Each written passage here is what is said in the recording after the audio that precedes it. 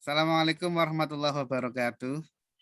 Waalaikumsalam warahmatullahi wabarakatuh. Waalaikumsalam warahmatullahi wabarakatuh. Mohon maaf ya tadi hostnya lari ke Bu Nia dan Bu Nia nggak paham karena nggak pakai headset.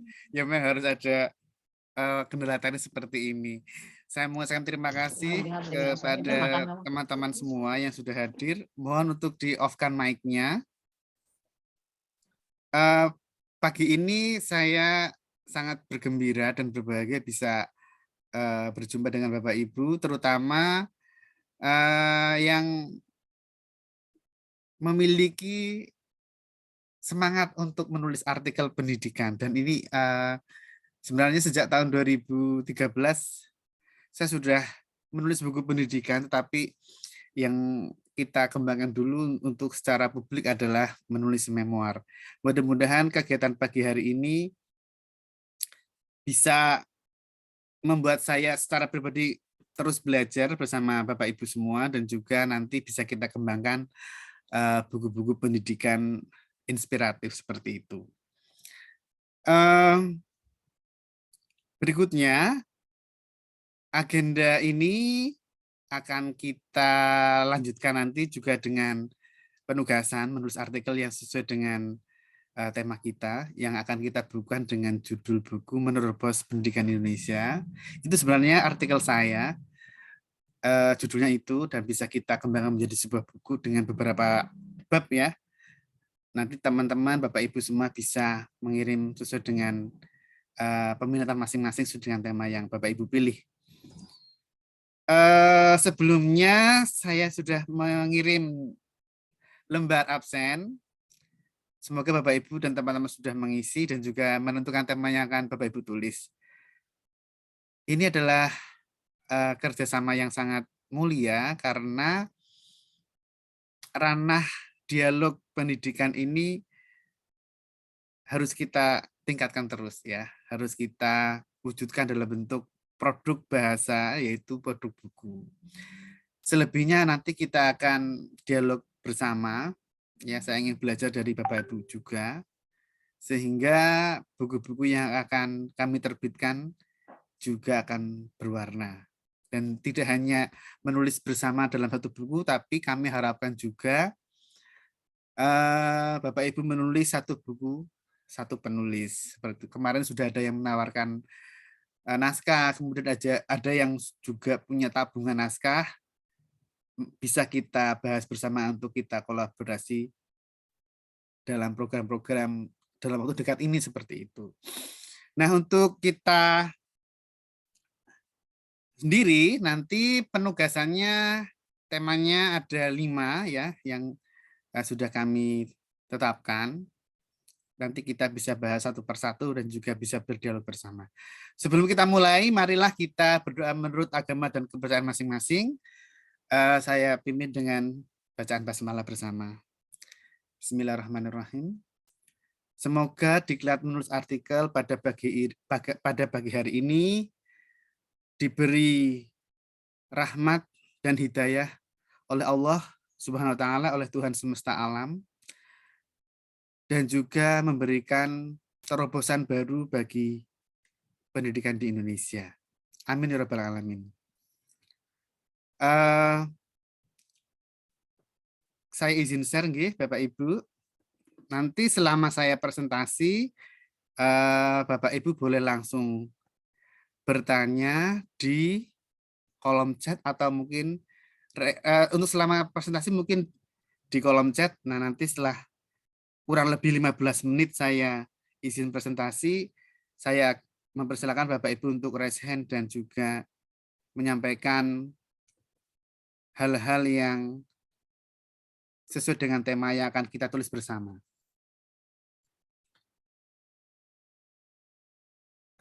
Mudah-mudahan Bapak Ibu, apakah bisa dilihat Bapak Ibu? Mas Lester bisa dilihat? Sakit Mas, sakit. Oke. Tema kita menulis artikel ya. Ada 6 hal yang akan kita sampaikan. Yang pertama adalah apa itu artikel, kenapa artikel itu penting, struktur artikel, kemudian yang keempat adalah langkah-langkah dan tips menulis artikel, contoh artikel yang dimuat di koran. Kemudian referensi menulis artikel. Ini referensi tidak harus dari saya ya, teman-teman Bapak Ibu juga punya referensi yang lain yang lebih banyak, tentu akan memperkaya buku kita nanti.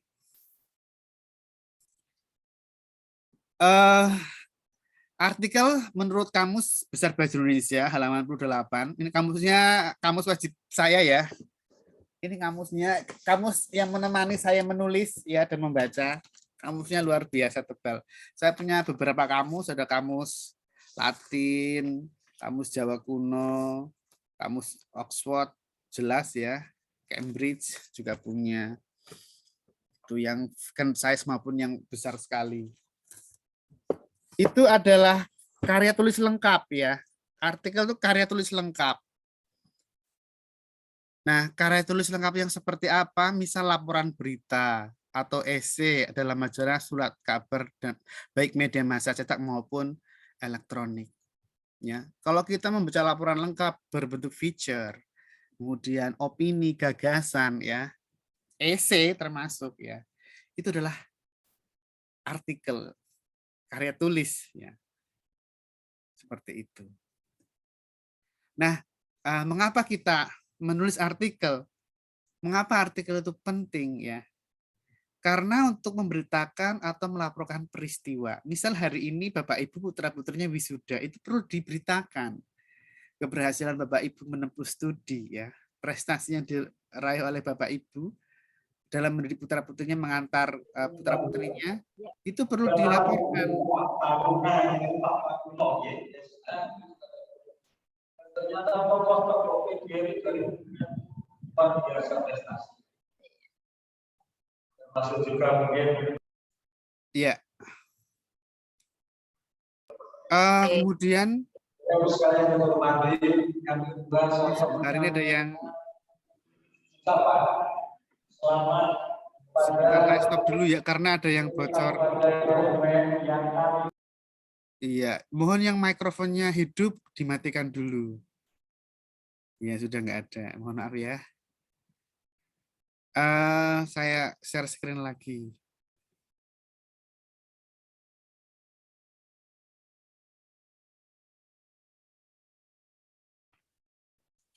Saya menulis artikel itu sejak kuliah untuk kepentingan koran. Saya dulu memegang majalah kampus sebagai pemimpin umum, maka saya dan teman-teman senantiasa rapat redaksi untuk menentukan bagian-bagian yang harus kita tulis bersama. Rubrik-rubriknya itu apa aja yang harus kita isi.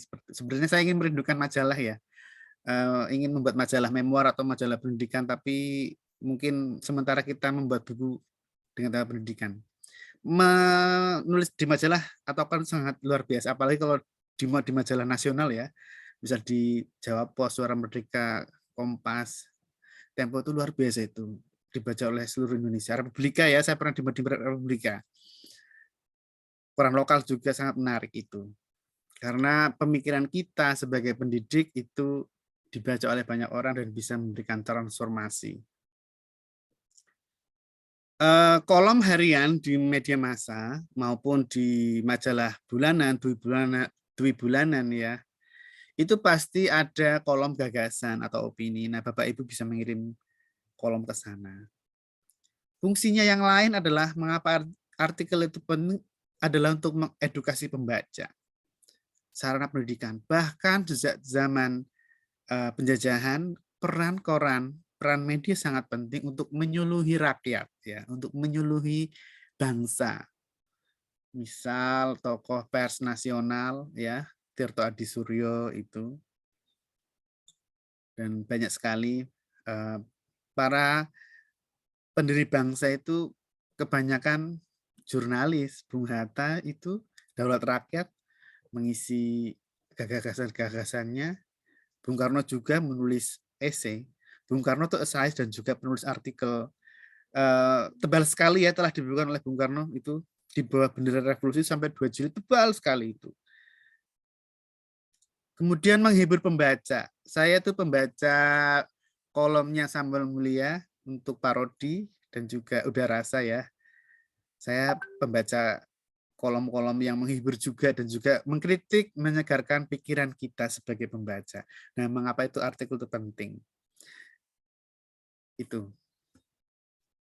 Nah, Bapak Ibu dan teman-teman semua, ada 3 bagian struktur dalam artikel. Yang pertama adalah pengenalan isu.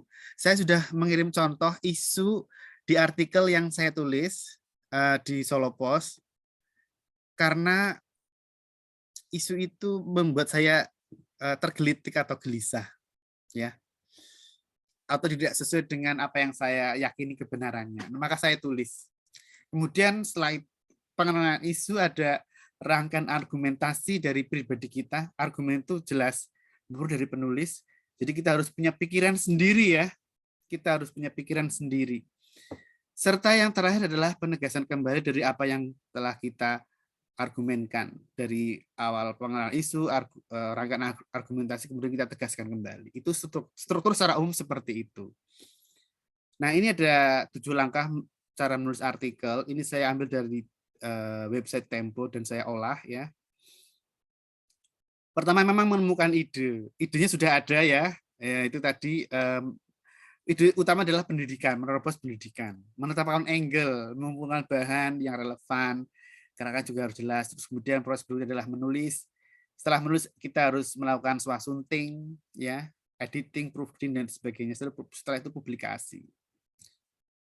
Teman-teman dan juga saya pribadi menulis itu memang butuh ide awal ya. Ide itu bisa muncul dengan adanya ingatan kita pada bacaan ya. Berkait bacaan, mengutip buku-buku, majalah, wawancara yang valid. Nah, artikel ini akan memberikan ruh yang dahsyat kepada pembaca. Kuat argumen, unik dan juga otentik. Jadi ingatan kita terhadap bacaan itu berpengaruh terhadap pola pikir atau mungkin gagasan yang akan kita tulis. Maka pentingnya membaca itu di situ. Ya, pentingnya membaca itu di situ. Mengingat apa-apa yang kita baca itu menimbulkan ide dan juga nalar kritis. Nah, bagaimana menemukan ide sebelum kita menulis artikel? Sumber Anda kreatif Ahmad Tohari ini saya ambil dari langgar.co. Dalam menentukan karya-karyanya setidaknya ada 4 ya. Yang pertama adalah kegelisahan seperti saya ya. Jadi seorang penulis artikel atau artikelis, novelis, sastrawan maupun guru ya pasti punya kegelisahan. Nah, ini penting sekali. Kita gelisah itu harus disyukuri Bapak Ibu ya. Karena kita terdesak untuk menuangkannya. Kalau nggak gelisah, santai-santai saja ya. Ruh artikel itu kurang greget begitu. Kemudian punya komitmen, kepekaan dan juga kepedulian kepada kehidupan ya. Nah, termasuk kegiatan pagi ini itu adalah memunculkan, menghidupkan kepedulian, kepekaan, komitmen, kegelisahan terhadap pendidikan di Indonesia sekarang ini dan juga yang akan datang ya berkat kita semua sebagai pendidik ya untuk berkontribusi kepada dunia pendidikan lewat karya tulis dalam bentuk artikel yang akan kita bukan bersama dan nanti bisa kita baca bersama. Itu dalam sejarah gerakan literasi para budayawan, para pendidik, para pemikir itu suka berkumpul. Nah, hari ini adalah sarana kita untuk berkumpul. Itu saling berbagi ide, saling tukar kebudayaan. Nah ya, nah disitulah awal mula gerakan literasi. Dan bisa juga ide ini muncul ya berdasarkan pengalaman pribadi atau pertanyaan orang lain secara dialog yang panjang seperti itu. Jadi nanti kita di grup atau japri itu ya semacam dialog. Itu sarana mencari ide, menemukan ide. Bisa juga dari keahlian kita dalam bidang tertentu. Atau mungkin juga keseharian kita itu bisa kita gali idenya. Nah, teman-teman, kita perlu mengumpulkan bahan tulisan dari riset, observasi, wawancara, hasil membaca buku yang tadi kami sampaikan, majalah, koran, brosur, selebaran pamflet bisa menjadi sumber kutipan. Dan nanti bisa kita cantumkan di artikel kita. Obrolan teman itu penting sekali untuk memantik ide, ya, untuk memantik membuka leads seperti itu di artikel kita. Menonton film juga bisa, menonton pertunjukan misal juga bisa ya. Kemudian kita akan bahas ke kerangka. Kembangkan pengenalan isu, rangkaian argumentasi, dan juga penegasan kembali menjadi paragraf-paragraf yang memikat sehingga utuh dan bisa kita sajikan kepada pembaca. Dan apabila kita ingin lebih kuat lagi, kita sertakan kutipan buku atau kutipan dari tokoh penting sehingga pendapat kita selaras ya, lebih kuat seperti itu. Ini adalah cara kita membuka pertanyaan pada paragraf awal, ya membuka paragraf awal bisa dengan pertanyaan atau pernyataan fakta-fakta menarik ya, kita bisa sajikan, bisa juga dengan bentuk dialog atau juga dengan mengutip ya, bisa juga untuk membuka paragraf artikel itu. Nah, setelah selesai menulis artikel, kita perlu melakukan swasunting. Swasunting adalah seni memoles naskah sendiri atau menyunting naskah kita. Ya, itu sebelum kita sajikan kepada pembaca. Nah, misal Bapak Ibu selesai masak, sebelum selesai masak malah ya, itu cicipi dulu enak atau enggak. Nah, tulisan kita juga harus seperti itu. Enak enggak sih? Pembaca pertama tulisan kita adalah diri kita sendiri sebagai penulis. Ya, apakah salah ketik atau enggak, tanda baca harus benar. Ya, kemudian jangan lupa kalimat paragraf enak dibaca atau enggak, strukturnya juga, dan juga yang paling penting adalah judul bawahnya identitas juga foto profil kita sebagai penulis ya. Jangan sampai ngirim naskah tanpa identitas ya. Itu sayang sekali ya. Ini siapa ya kan yang nulis, seperti kita menemukan foto orang tanpa ada namanya ya. Jadi identitas penulis, biodata, foto juga wajib disertakan. Bahwa itu artikel karya kita. Ini saya mencantumkan 2 artikel yang dimuat di media massa, bisa Bapak Ibu akses. Yang pertama di Solo Post, saya menulis artikel, judulnya adalah buku kegiatan Ramadan Mubazir. Nah, saya saat saya kelas 3 SD kalau nggak salah ya. Kelas 3 SD saya, kelas 2 mungkin ya. Sekarang masih ada atau enggak ya mengisi kegiatan Ramadan saat tarawih.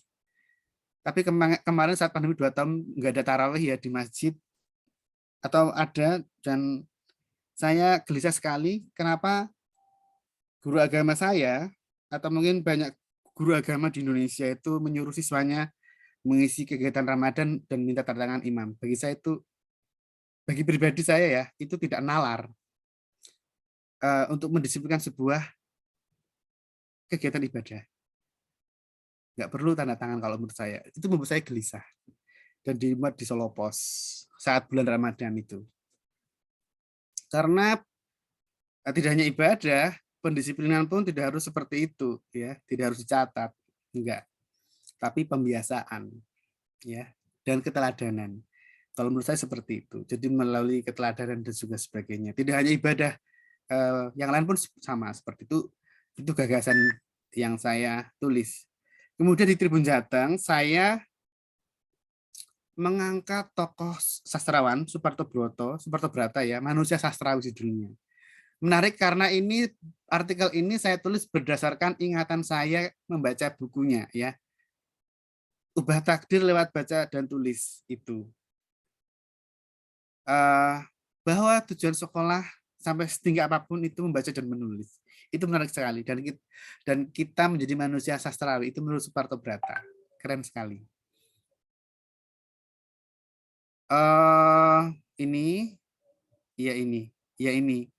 Ini apa yang saya sampaikan tadi, bagaimana membuat paragraf awal, saya membuat pernyataan ya. Selama Ramadan siswa sekolah dasar mulai kelas 3 kalau nggak salah ya, diwajibkan mengisi buku kegiatan Ramadan. Yang ada yang nggak ada, yang ini versi SD saya dulu ya, tahun 90-an. Nah, ini sampai sholat Idul Fitri pun minta tanda tangan ke imamnya. Aduh, ya sungguh saya mubazir bagi saya itu. Nah, ini ketika saya menulis artikel tentang Suparto Brata ya, manusia sastrawi. Nah, sebelum ke penugasan, ini ada kolom chat mungkin. Oh iya, ini hadir. Nah, sekarang mungkin Bapak Ibu dan teman-teman semua ingin menanggapi presentasi saya atau mungkin ingin dialog atau ingin mengungkapkan ide-ide, kami persilahkan. Silahkan, langsung saja open mic.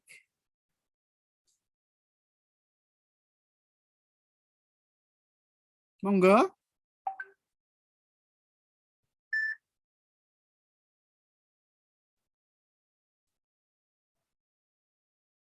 Ya, tugasnya nanti adalah menulis artikel yang akan kita terbitkan dengan judul Menerobos Pendidikan Indonesia. Temanya ada menyegarkan pendidikan kita, pendidikan abad 21, guru cerdas di era disrupsi, kemudian ada bertumbuh dan berkembang di sekolah, utamakan kolaborasi bukan kompetisi. Nah, batas akhir pengumpulan artikel, pendidikan tanggal 30 Juni. Ini email saya, sudah ada ya, itu. Nah, ini formatnya. Nah, ini format penulisannya. Ya, ini adalah beberapa buku referensi. Angle itu sudut pandang ya. Angle sudut pandang. Yang menentukan tentu kita, Bu Mulyati. Mas, saya ingin tanya apa beda kolom dan opini. Selama ini saya masih bingung. Kolom itu adalah rubrik yang disediakan oleh media massa, dan sebagainya, itu kolom. Misal kolom resensi, kolom cerpen, kolom opini, itu namanya kolom atau bagian-bagian. Opini itu ya salah satu kolom, salah satu isi kolom itu, salah satu rubrik itu.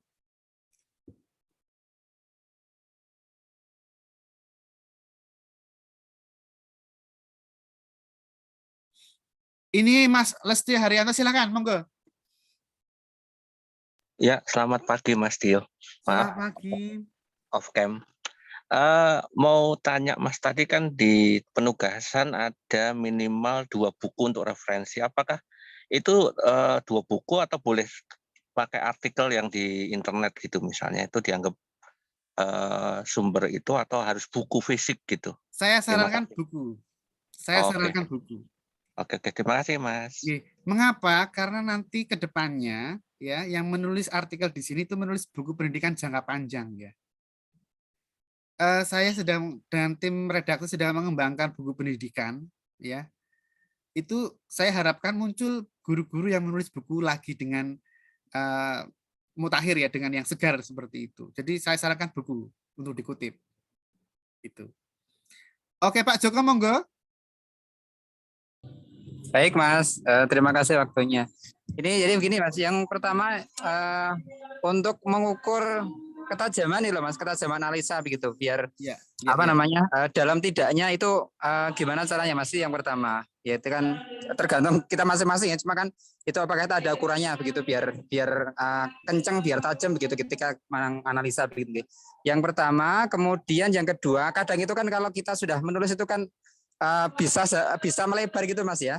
Apalagi yang biasa menulis fiksi begitu, kadang itu sampai kemana-mana mau menyampaikan fakta, tapi kadang itu ada unsur fiksinya yang keluar sampai panjang begitu. Itu gimana Mas untuk membatasi biar nanti tidak tabrakan dengan yang fiksi gitu Mas. Terima kasih Mas. Ya, kita harus membedakan, fiksi itu kan tidak nyata ya. Artikel itu seperti yang saya sampaikan tadi, definisinya itu bisa harus nyata ya, harus nyata. Bukan fiksi, kita harus bedakan lagi ya.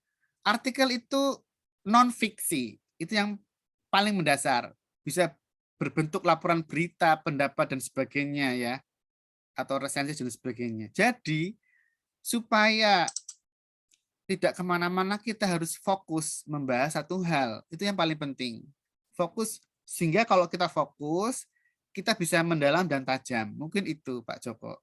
Jadi sekali lagi, artikel itu non-fiksi, nyata, perihal nyata. Contoh saya membahas buku kegiatan Ramadan Mubazir, itu kan barang nyata kan, maka saya mengulitinya, mengapa Mubazir, dari angle yang saya yakini seperti itu. Contoh itu. Mudah-mudahan menjawab atau yang lain boleh menambahkan karena kita ingin membuat dialog yang panjang terhadap pendidikan kita. Yang lain silakan.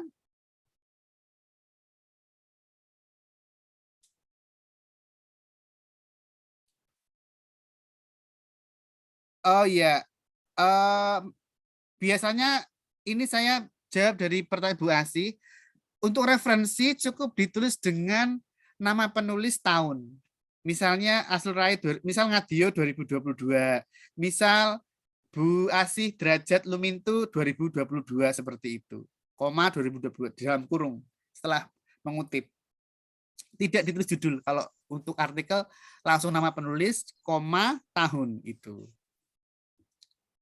Kemudian Bu Kirom, saya izin membacakan, cara mencari sumber pustaka yang sesuai tema di era digital dengan cara termudah bagaimana?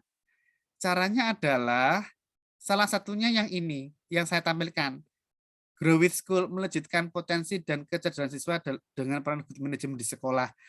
Saya juga akan menemukan lagi misalnya seni berkolaborasi, Teacher Hack, strategi inovatif menumbuhkan kreativitas millennial students.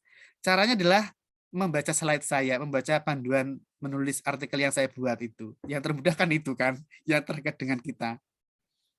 Ini guru generasi milenial. Kemarin ada yang bertanya, saya punya 80 artikel bagaimana? Bisa dibukukan. Guru generasi milenial ini adalah kumpulan artikel pendidikan yang telah dimuat di media massa. Ya, tidak ada judul artikel guru generasi milenial di artikelnya Pak Triwinaro, tapi saya sebagai editor itu memberi judul buku ini dan laris itu. Nah, ini guru smart di era serba cepat. Nah, ini juga sama kumpulan artikel pendidikan ya. Ini saya berikan referensi, nanti Bapak Ibu boleh pesan ke kami. Ini juga ya pendidikan abad 21 di Queensland, Australia. Ini Bu Ari baru pulang dari Australia. Nah, ini tentang pendidikan pencerdasan spiritual Ibnu Miskawai. Nah, ini kumpulan tulisan saya yang telah dimuat di koran, kumpulan esai Dua Segar Pendidikan, ya. Ini yang cover terbaru. Saya juga menulis tumbuh kembang anak di monggo. Pak Joko ada feedback mungkin?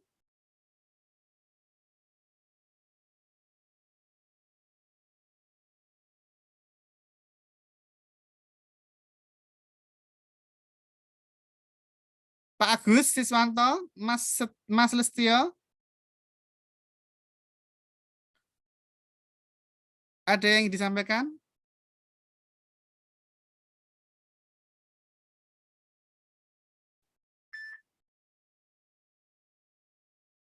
Nah, selain menulis artikel, kami juga masih menunggu kiriman naskah memoir tentang guru menjadi guru TK sampai guru SMA ya.